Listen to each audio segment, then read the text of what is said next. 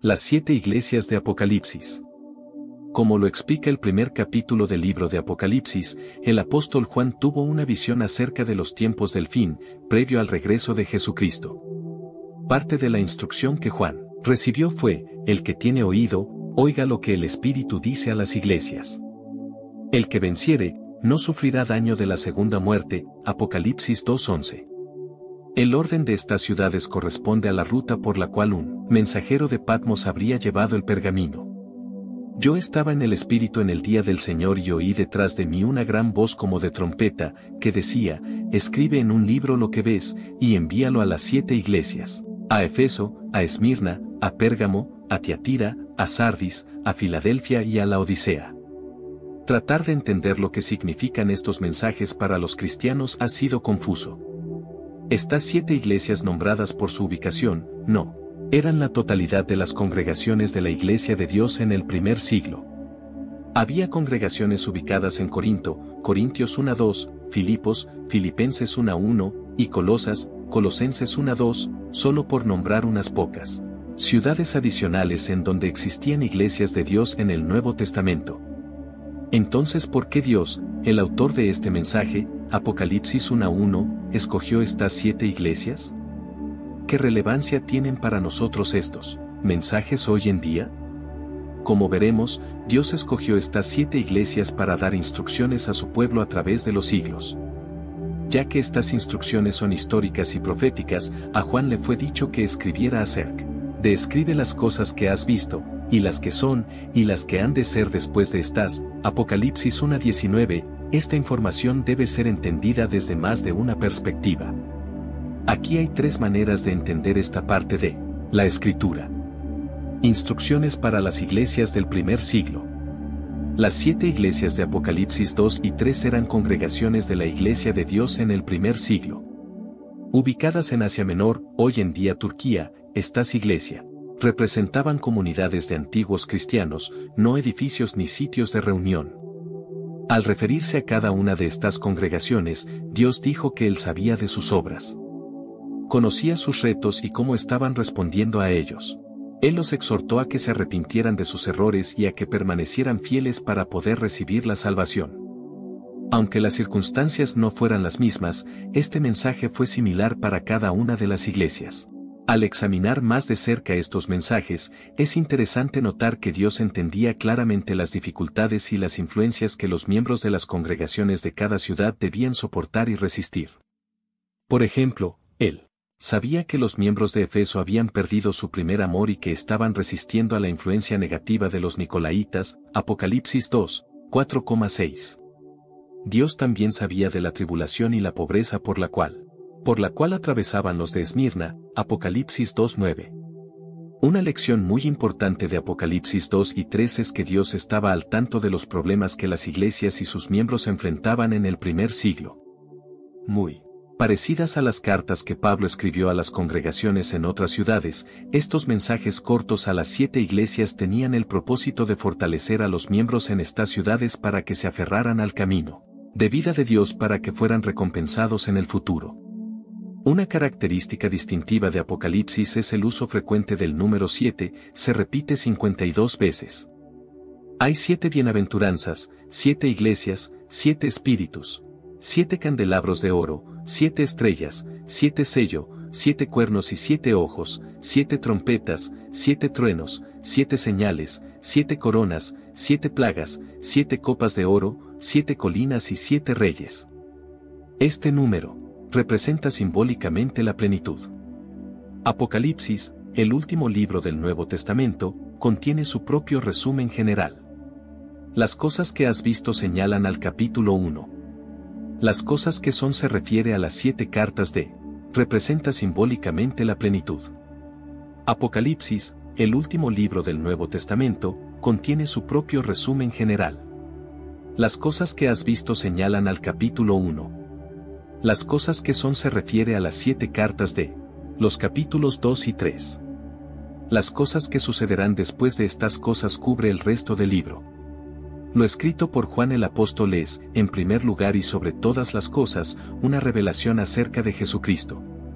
El primer Libro del Nuevo Testamento comienza con la genealogía del Señor, Mateo 1:1, y anticipa con ansia su gloria. El último libro presenta esa gloria en su plenitud por toda la eternidad. Los eruditos que estudian la Biblia se han dado cuenta que los mensajes a las 7 iglesias implicarían una historia progresiva de las cosas, y las que han de ser después de estas, Apocalipsis 1:19. Algunos la han descrito como el desarrollo cronológico de la iglesia o eras de la iglesia. Si bien la Biblia no nos da fechas específicas para los periodos o eras del desarrollo de la iglesia y muchos de estos periodos se sobreponen, existen indicadores de este progreso histórico en los mensajes a las iglesias. A continuación están algunas de estas aparentes indicaciones del desarrollo histórico de la iglesia.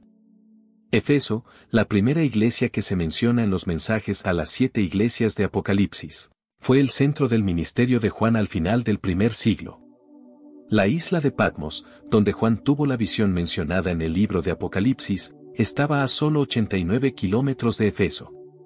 Es bien sabido que Juan predicaba acerca del amor. Algunos se refieren a él como el apóstol del amor, para ayudarles a los cristianos de la época a recuperar su primer amor, Apocalipsis 2:4.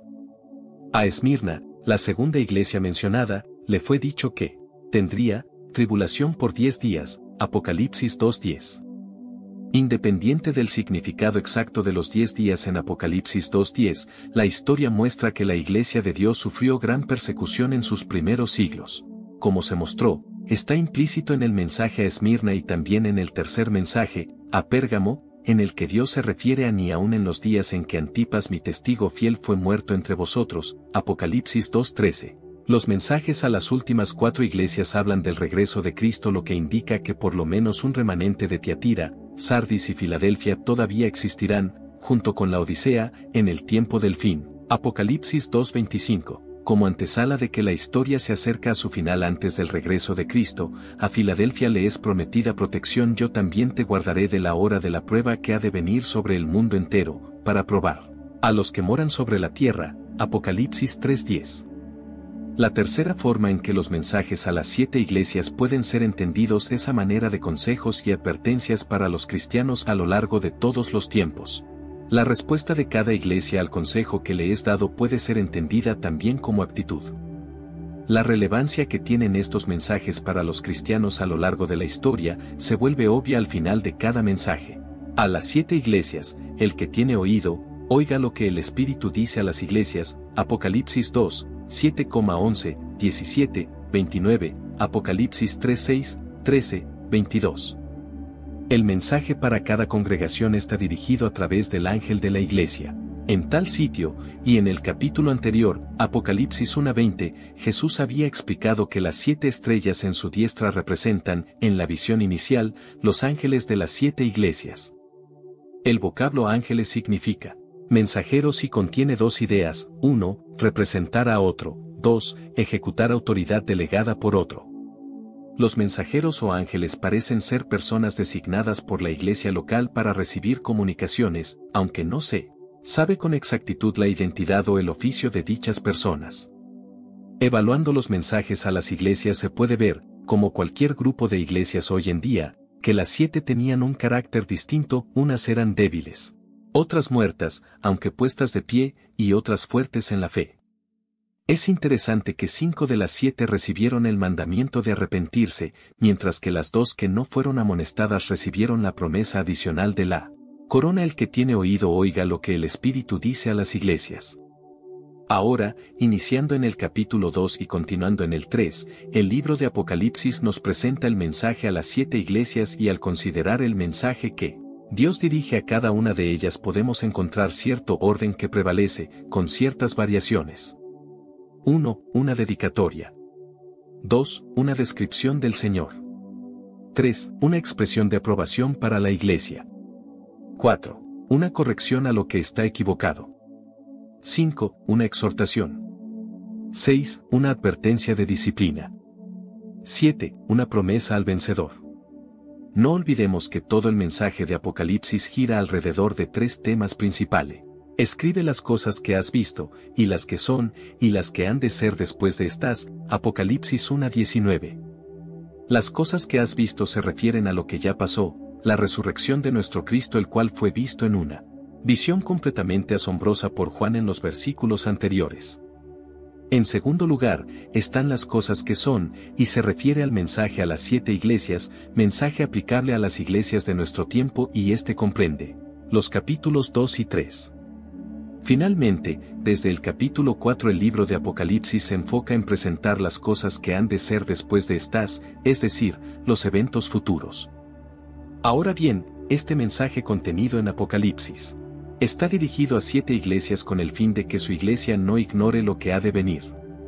Escribe en un libro lo que ves, y envíalo a las 7 iglesias que están en Asia, a Efeso, Esmirna, Pérgamo, Tiatira, Sardis, Filadelfia y Laodicea. Apocalipsis 1:11. Es interesante ver cómo este mensaje de las 7 iglesias se ha interpretado de 3 formas diferentes. Primero, tenemos aquella interpretación que lo ve como un mensaje exclusivo y específico únicamente para estas 7 iglesias y, por tanto, ya no puede aplicarse a nuestras congregaciones en la actualidad. Sin embargo, tenemos un segundo punto de vista que acepta este hecho y también cree que estas iglesias de manera simultánea representan las condiciones que hoy en día nuestras iglesias viven y, por tanto, es un mensaje actualizado para nuestras vidas y que todos debemos tomar en cuenta. Finalmente, una tercera perspectiva respecto al años. El que tiene oído oiga lo que el Espíritu dice a las iglesias. Dios prometió recompensar a su iglesia y a los miembros que se mantuvieran fieles a Él. Consideremos pues el mensaje de cada una de las 7 iglesias. El mensaje a Efeso.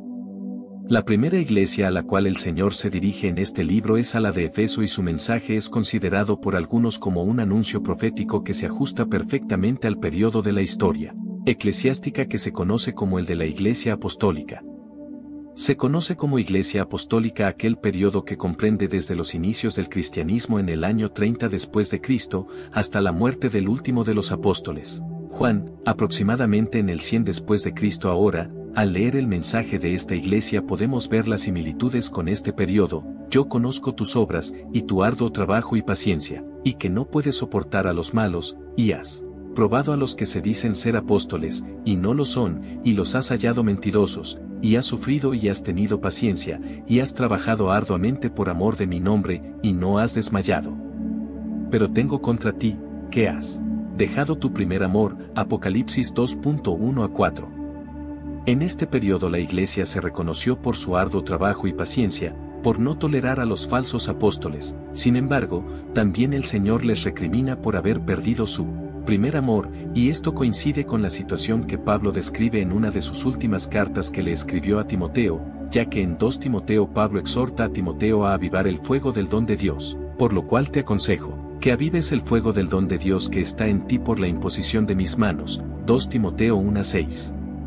Esta observación era necesaria ya que para este momento en el que se acercaba la muerte de Pablo la iglesia estaba atravesando por divisiones, apostasía y enfriamiento espiritual, consecuencias que podríamos atribuírselas a dejar el primer amor. Iglesia en Efeso. Apocalipsis 2:1-7. Aprobación. Yo conozco tus obras, y tu arduo trabajo y paciencia, y que no puedes soportar a los malos, y has probado a los que se dicen ser apóstoles. Condena. Has dejado tu primer amor. Consejos a los líderes. Recuerda, por tanto, de donde has caído, y arrepiéntete, y haz las primeras obras. Desafío para los creyentes. Al que venciere, le daré a comer del árbol de la vida, el cual está en medio del paraíso de Dios. Aplicación. Siglo I después de Cristo, la iglesia en su época puramente apostólica. El mensaje a Esmirna. La segunda iglesia a la cual el Señor dirige su mensaje es a la de Esmirna, la cual tiene un contenido que algunos ven como un anuncio profético de lo que pasó en el periodo histórico de la iglesia primitiva.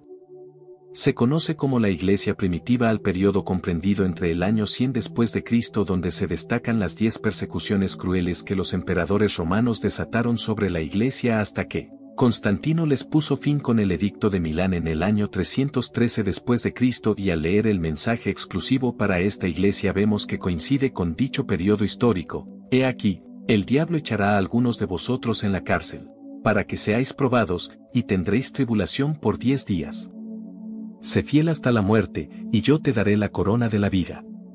Muchos ven esta referencia a tener tribulación por 10 días con las 10 persecuciones principales que los cristianos vivieron en este periodo.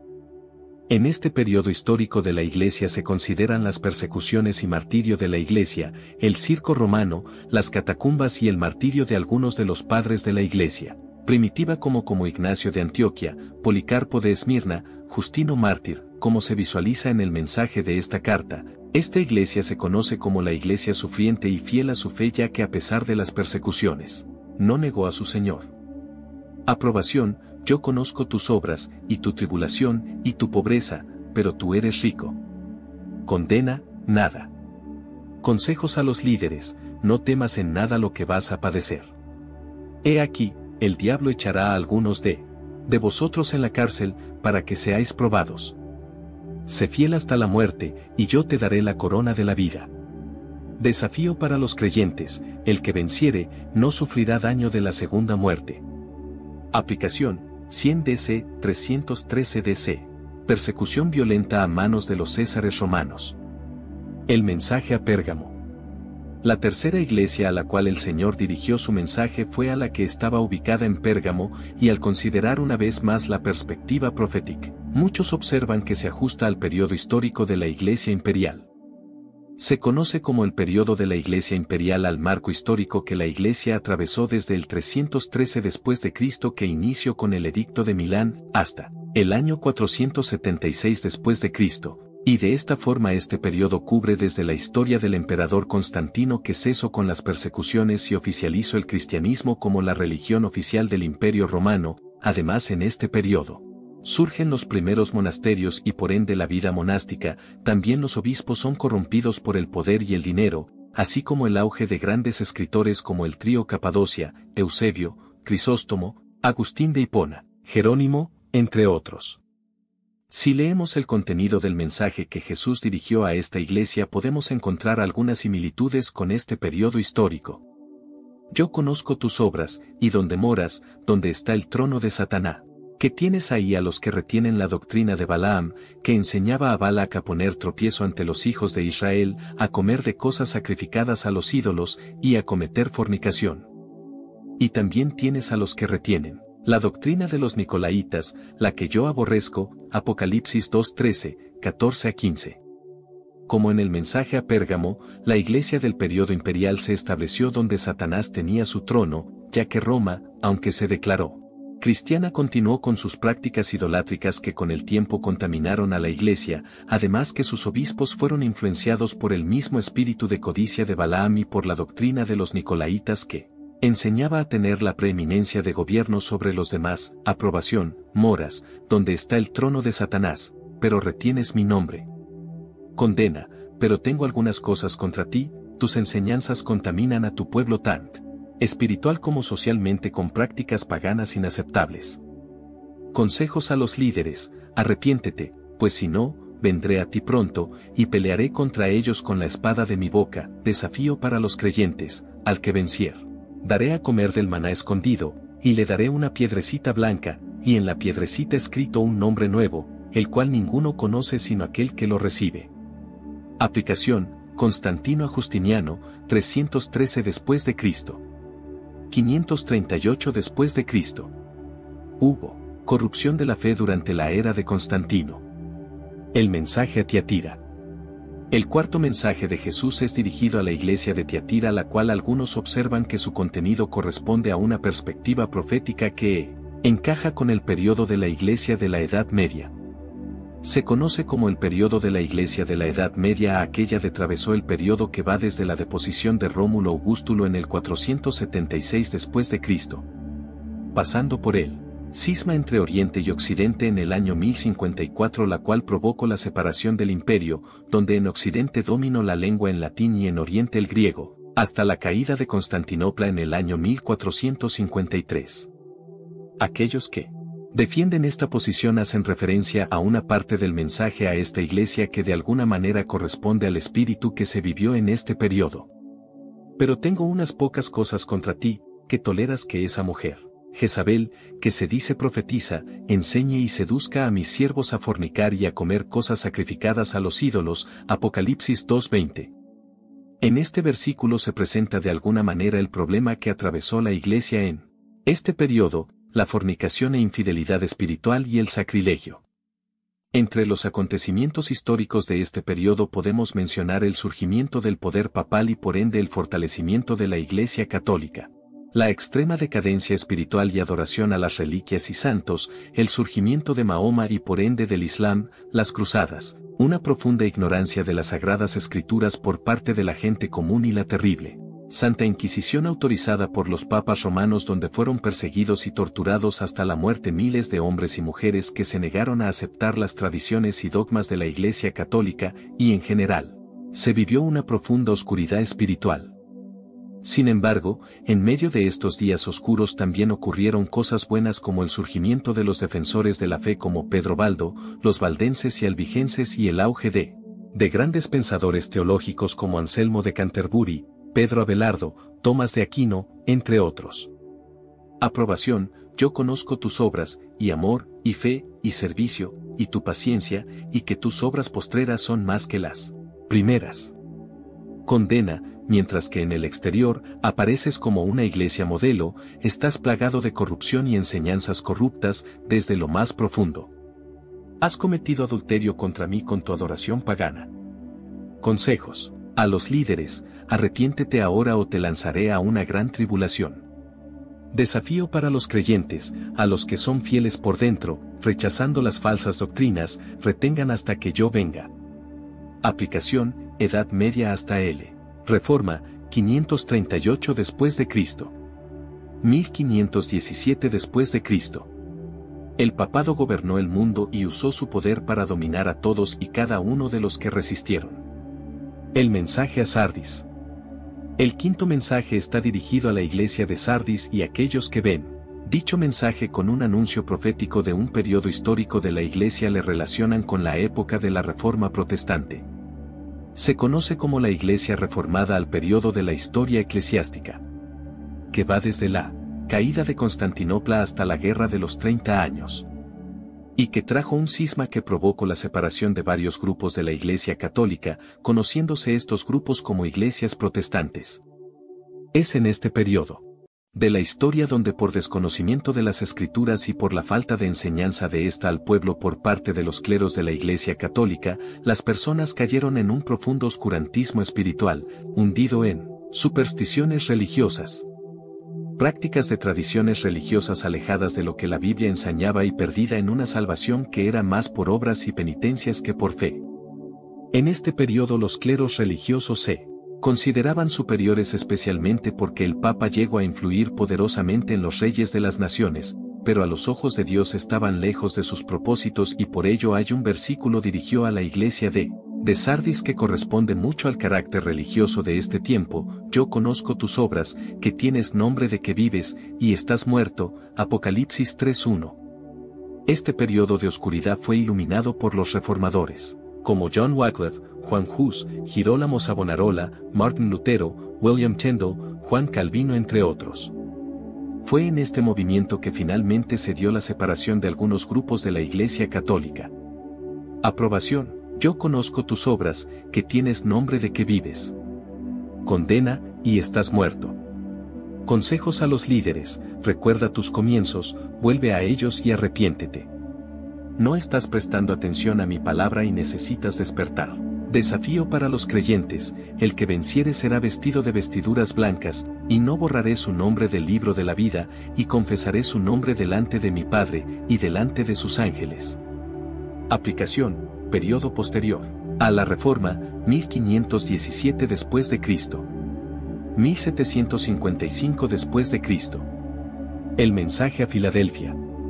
El sexto mensaje es el de la Iglesia Filadelfia y los defensores de la interpretación profético histórico ven que este periodo corresponde al marco histórico de puerta a los creyentes de este periodo que nadie pudo cerrar. Yo conozco tus obras, he aquí, he puesto delante de ti una puerta abierta, la cual nadie puede cerrar. Apocalipsis 3:8.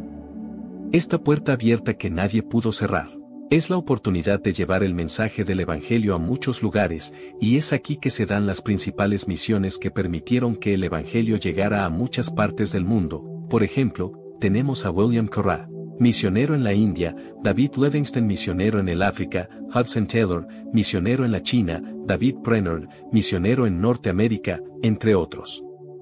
En este periodo vemos cómo el Evangelio tuvo un empuje increíble, a través de grandes predicadores como Jonathan Edwards, Charles Spurgeon, D. L. Moody, John Wesley, entre otros. Aprobación: puede que no sean el grupo más numeroso, pero conozco sus obras y sus enseñanzas.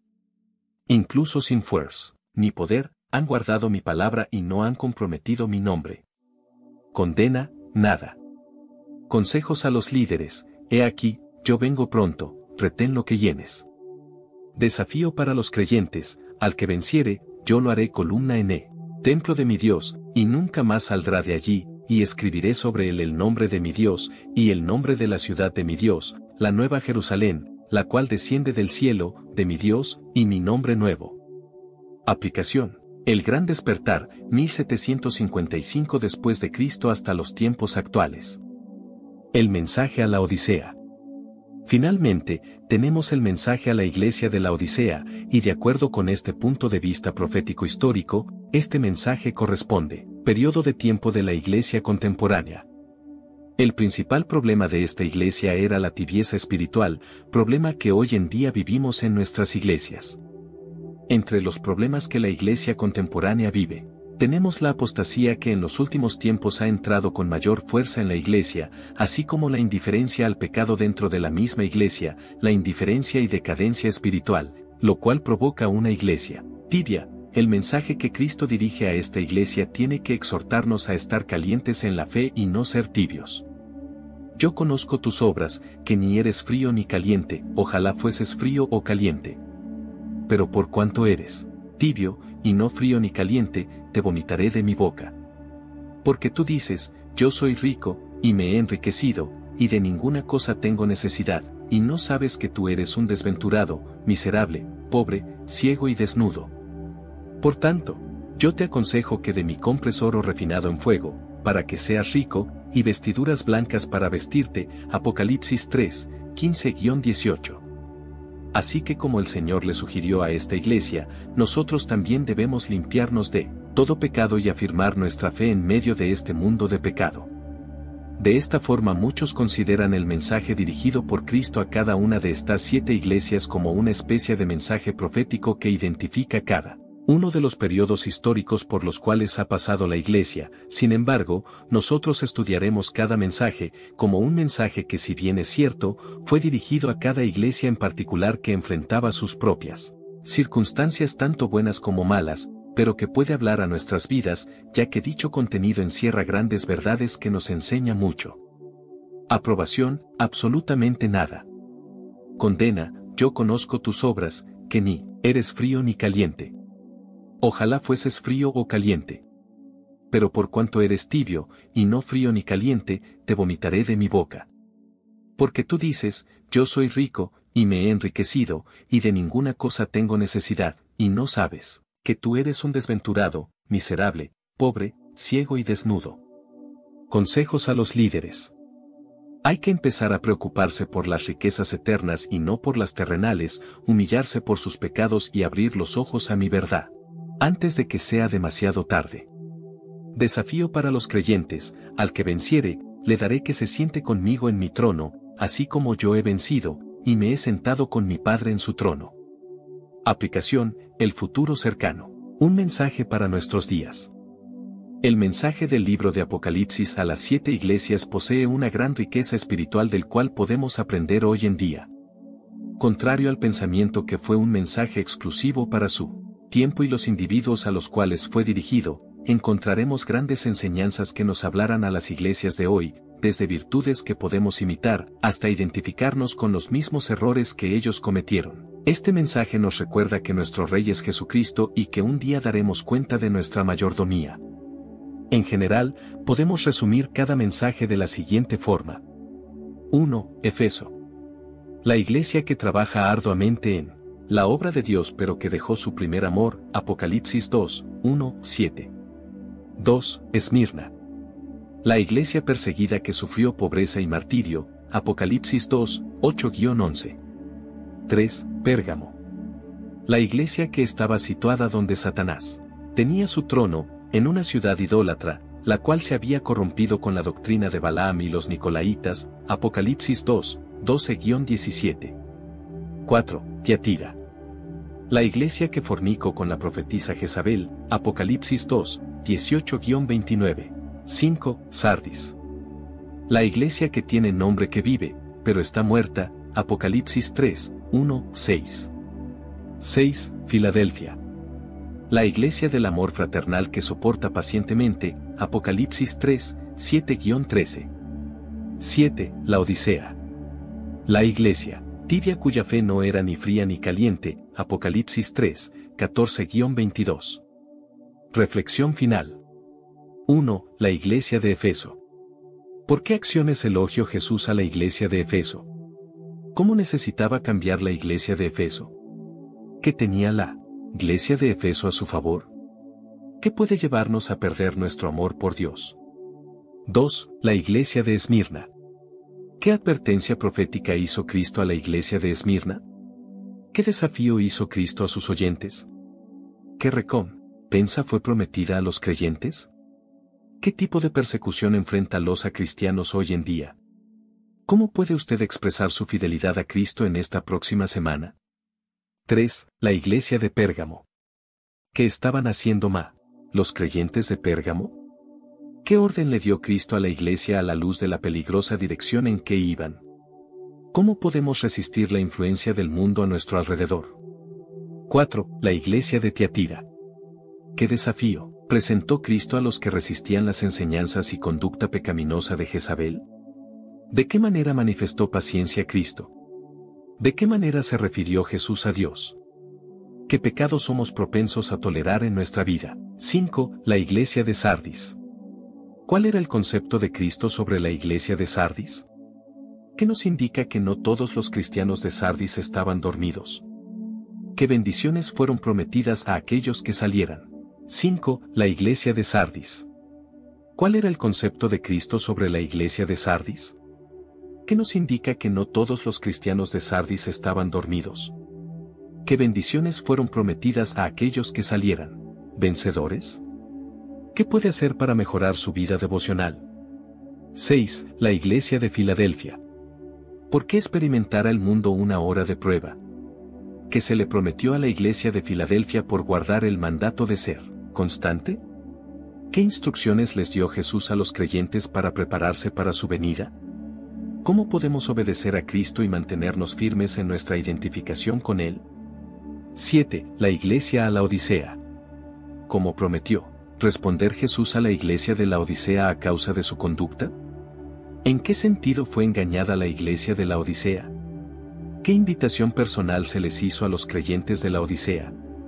¿Qué significa que Jesús está a responder Jesús a la iglesia de la Odisea a causa de su conducta? ¿En qué sentido fue engañada la iglesia de la Odisea? ¿Qué invitación personal se les hizo a los creyentes de la Odisea? ¿Qué significa que Jesús está a